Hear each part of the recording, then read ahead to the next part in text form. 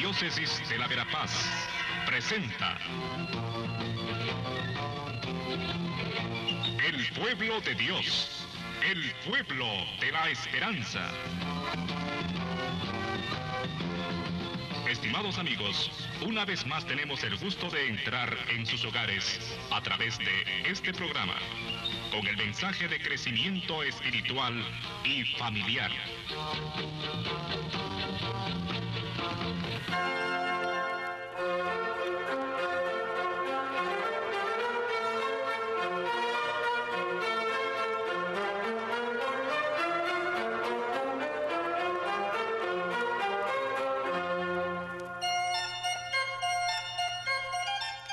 Un saludo cordial y atento a todos, hermanos, hermanas, a través de nuestra cita semanal en el pueblo de Dios, el pueblo de la esperanza, comenzando ya el camino de la Cuaresma.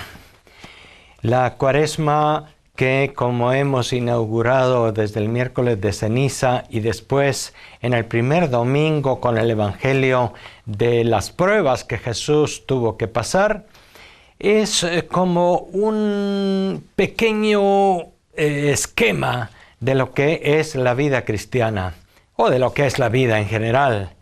La vida es un caminar, la vida es un subir y por lo tanto también encontrarse con pruebas, como se encontró Jesús con las tentaciones. Una traducción de tentación en la Biblia puede ser prueba.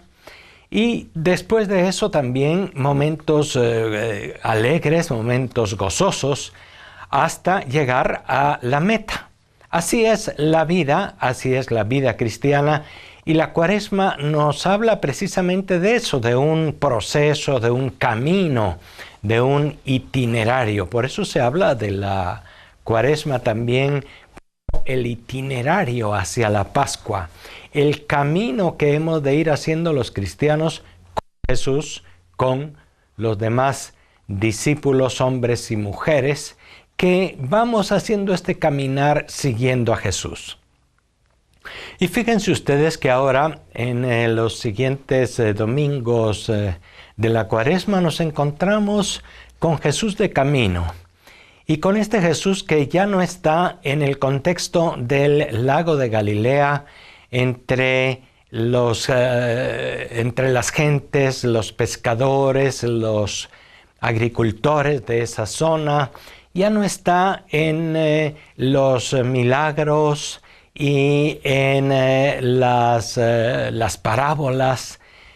Toda la actividad de Jesús en Galilea ha terminado y comienza la subida hacia Jerusalén. Fíjense ustedes que el texto de San Marcos 9, de los versículos 2 al 10, que es el Evangelio que se proclama en este domingo, nos habla justamente de un Jesús que ya va camino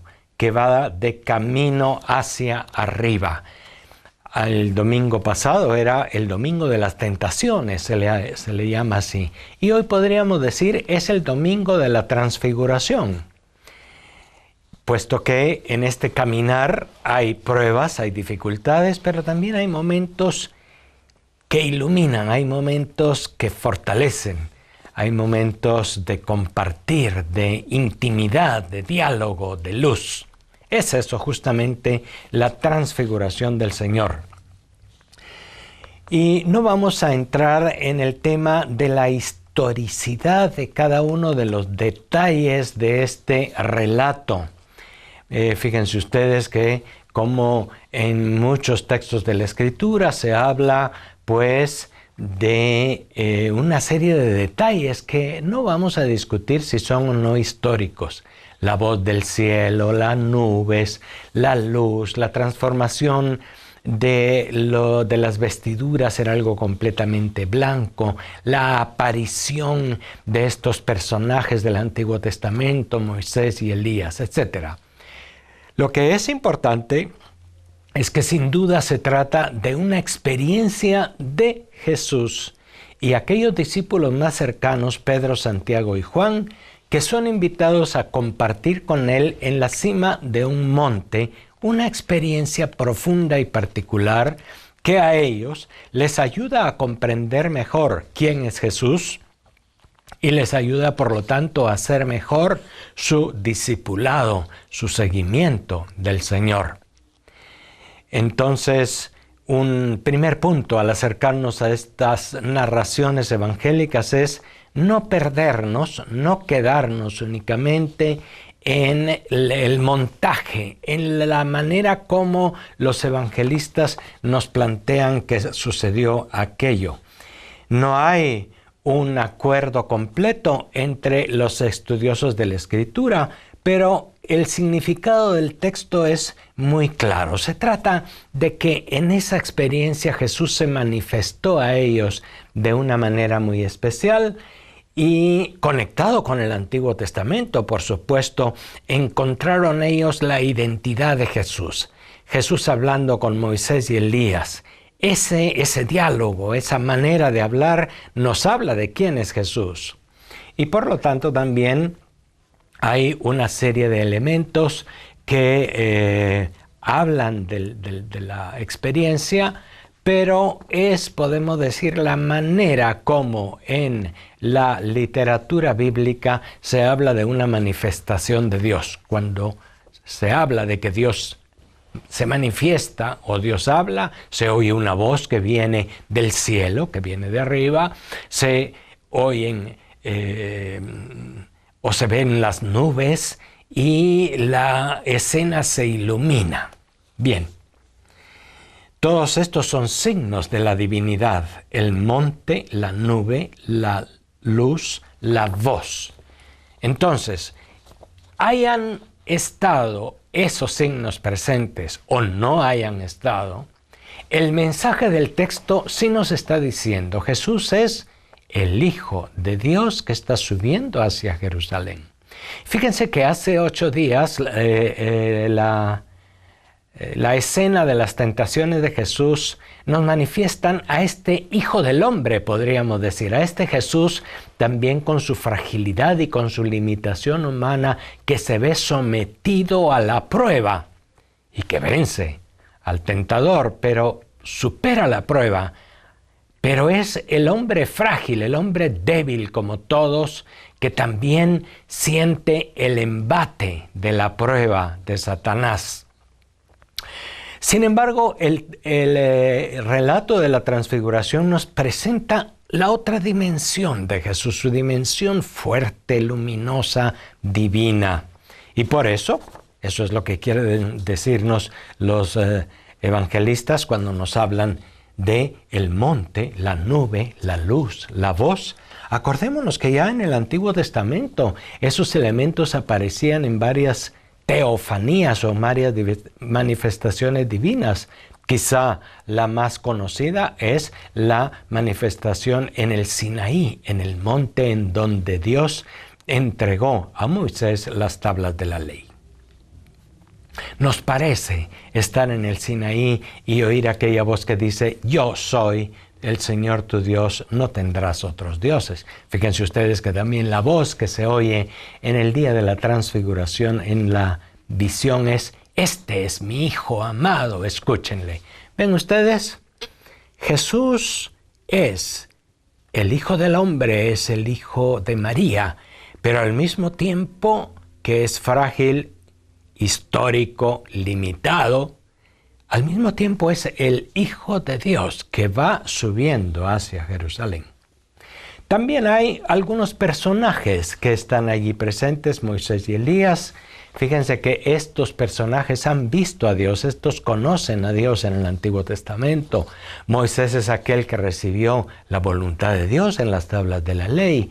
Elías es aquel profeta grande en obras y en palabras que era esperado justamente como precursor de la llegada definitiva del Mesías. Y son, aparte de eso, representantes de la ley. Moisés es el gran legislador del Antiguo Testamento y Elías es el representante de todos aquellos grandes profetas del Antiguo Testamento. Y se aparecen conversando con Jesús, en sintonía con Jesús. No en ruptura, no en polémica, sino en diálogo. Y eso nos está diciendo también Jesús, el Hijo del Hombre, Jesús, el Hijo de Dios, está en sintonía con lo esperado por la ley y los profetas en el Antiguo Testamento.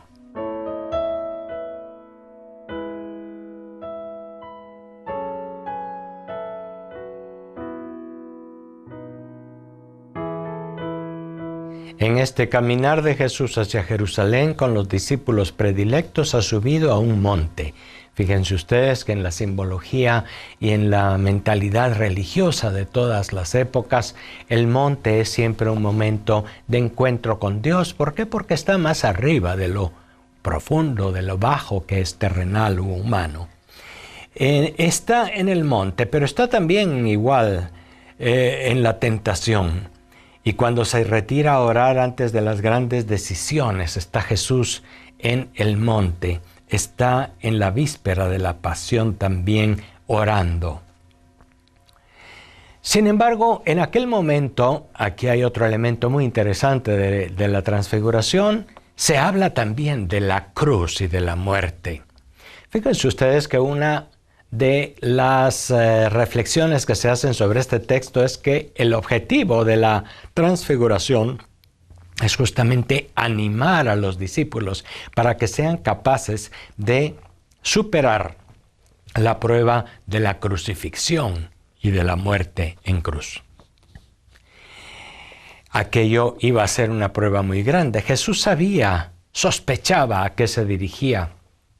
Se los había dicho a los apóstoles. Pedro se había opuesto a que él fuera crucificado. Y Jesús le había dicho, apártate de mí, Satanás. Pedro, Santiago y Juan, los más cercanos, pero también unos discípulos que les estaba costando mucho entender esos anuncios de que el Mesías tenía que padecer. Y sin embargo, habla de la cruz y de la resurrección. Él quiere enseñar a sus discípulos que no se puede llegar al triunfo, que no puede haber un triunfo fácil si no se pasa por la cruz de la negación de sí mismo, de la muerte a su propio egoísmo. Así pues, en conjunto, el texto nos presenta a Jesús como el Mesías, la plenitud de todo el Antiguo Testamento, está en sintonía con Moisés y Elías. Pero al mismo tiempo nos habla de que ese triunfo pasa por la muerte y por la cruz. Eso, lo segundo, no les gustaba mucho a los discípulos.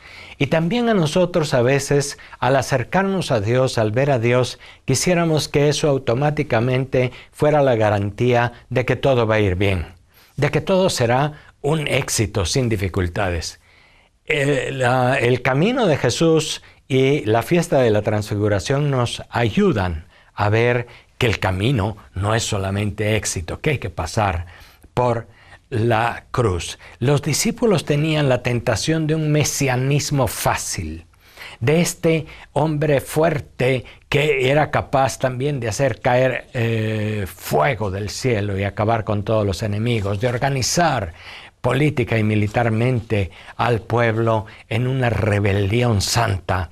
Ellos esperaban que el triunfo sería un triunfo pues político, económico, también material, mundano.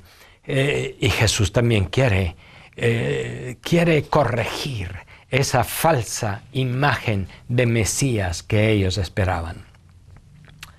La escena de la transfiguración se sitúa en los 3 evangelios sinópticos en el contexto de los anuncios de la pasión. Es decir, es Jesús en medio del camino que ya va subiendo a Jerusalén. Ya no está haciendo milagros, las multitudes lo han dejado en Galilea, sube al riesgo, sube a Jerusalén. Y los discípulos estaban dispuestos a esperar a un Mesías muy triunfante, pero no estaban tan claros con un Mesías como el estilo que Jesús estaba siguiendo. el siervo sufriente que debía pasar por la muerte, aquel del que Isaías había dicho, cargó con nuestros sufrimientos, soportó nuestros dolores. Jesús está en un plano muy diverso y esto quiere enseñarles a sus discípulos. Los anuncios de la pasión que Jesús había hecho, en cierto modo, rompían las expectativas, sembraba en ellos la duda. Y por supuesto eso llevó a los apóstoles a la gran crisis y a huir y dejar a Jesús abandonado en la cruz. Podemos decir que todas estas cosas las entendieron ellos solamente después de haberse encontrado con el resucitado. Entonces entendieron, nos había dicho que tenía que pasar por la pasión y la cruz.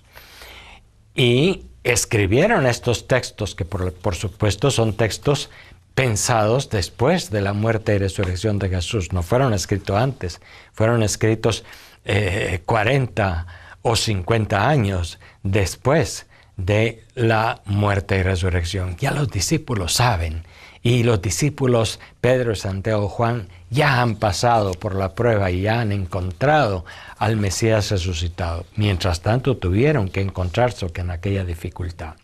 Solamente después de la resurrección pudieron los discípulos creer en el crucificado. Esa experiencia es la que se expresa en la transfiguración. Fíjense que es el Hijo de Dios, es el Hijo amado del Padre que nos dice, escúchenlo. Pero al mismo tiempo es el que habla de padecer a manos de sus enemigos.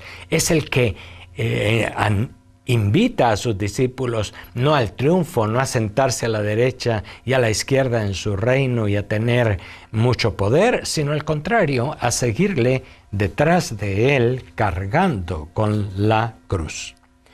La muerte en cruz, nosotros también podemos decirlo hoy, después de casi 20 siglos de cristianismo, no es un fracaso, es un triunfo.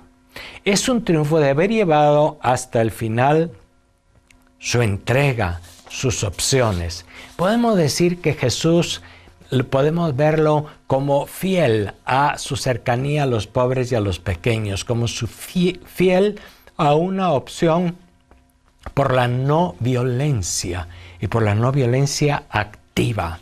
Jesús es alguien que es capaz de llegar hasta las últimas consecuencias en su opción.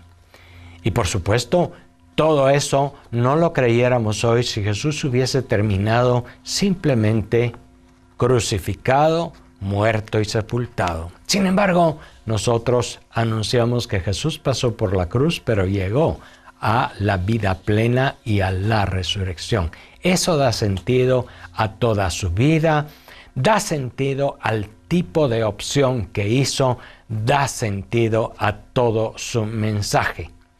Antes de la resurrección, los discípulos lo tenían muy difícil para creer y necesitaban quizá entonces una experiencia fuerte como esa que se tiene en el monte de la transfiguración. Durante las horas que Jesús pasa en la cruz, sus enemigos, acordémonos que lo desafían, baja de la cruz y creeremos en ti. Si hubiese podido bajar de la cruz, por el contrario, nosotros no creeríamos en él, porque ya sería uno de nosotros simplemente.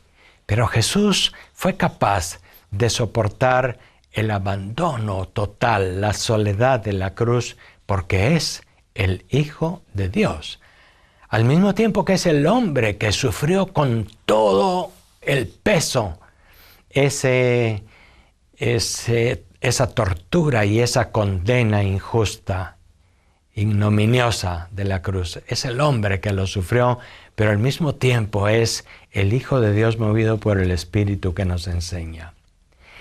Es fundamental percibir que Jesús no evadió la cruz. Jesús se hace capaz de ser coherente hasta la muerte porque está movido por el Espíritu. Jesús es el mejor cumplidor de sus propias enseñanzas. Acordémonos que Jesús había dicho, el que busca su vida la echa a perder, pero el que la pierde la gana. Y había dicho también, si el grano de trigo no cae en tierra y muere, se queda solo, pero si muere, da mucho fruto.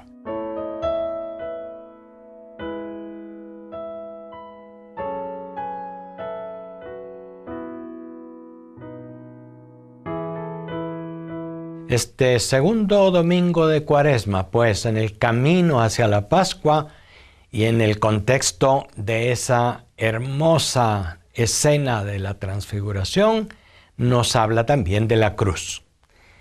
Y no para sentirnos fracasados y para sentir, ni mucho menos ser doloristas o de aquellos que buscan y encuentran placer en el dolor, denominados masoquistas. No, no es el dolor ni es la cruz lo que se busca. Es la resurrección, pero lo que nos enseña ahora es que el camino de la vida pasa necesariamente por la muerte.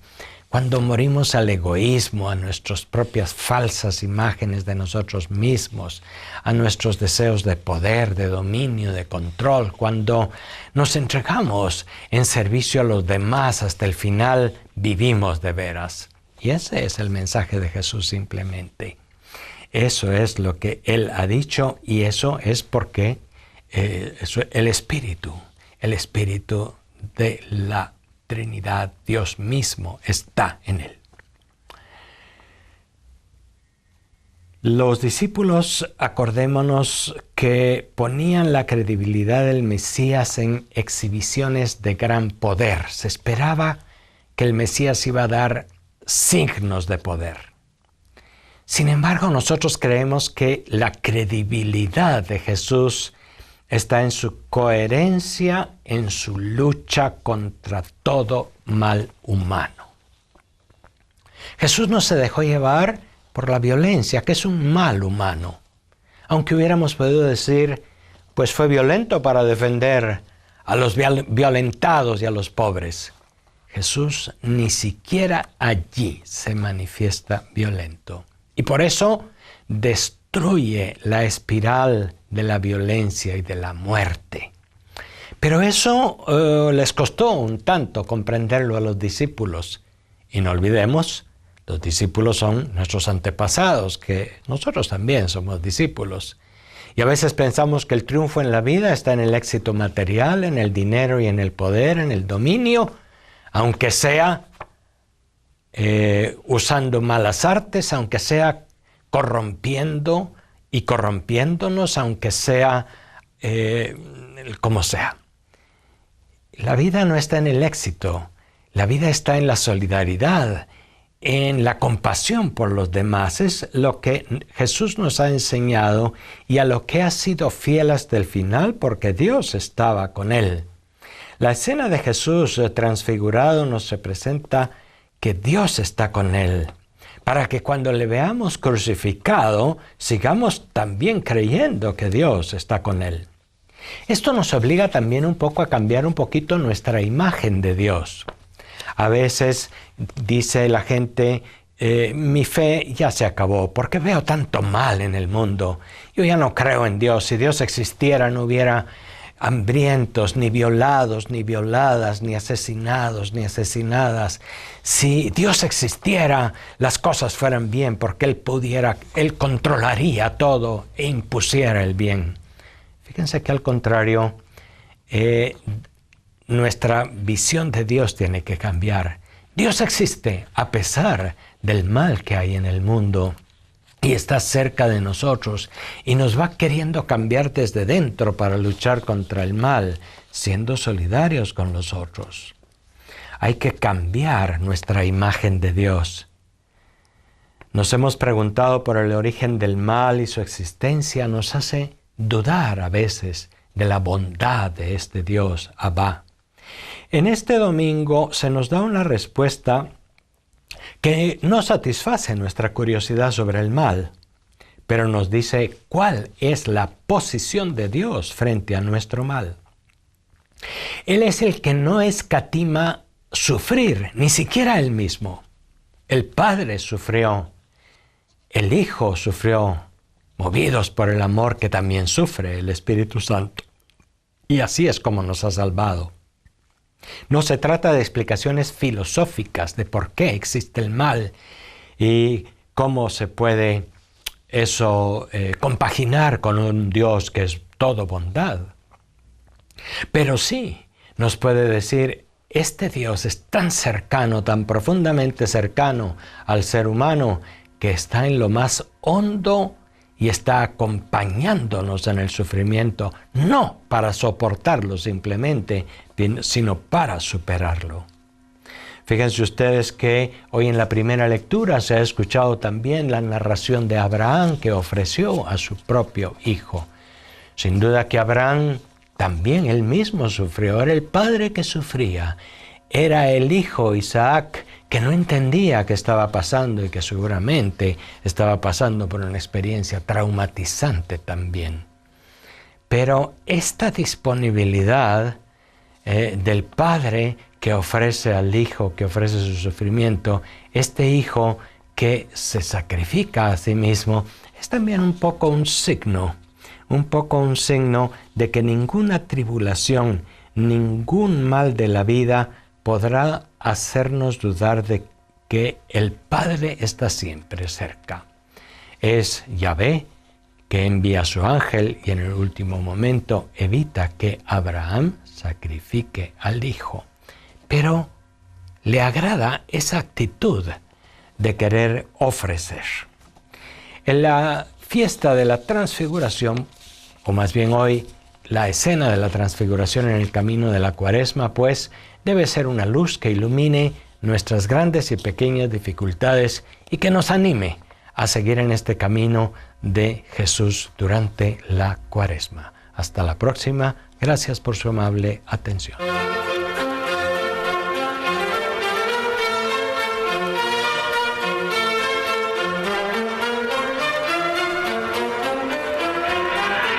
La Diócesis de la Verapaz presentó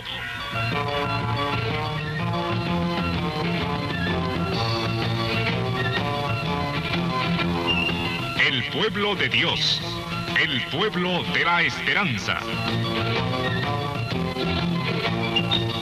Agradecidos por su atención al mensaje de crecimiento espiritual y familiar. Hasta otra oportunidad.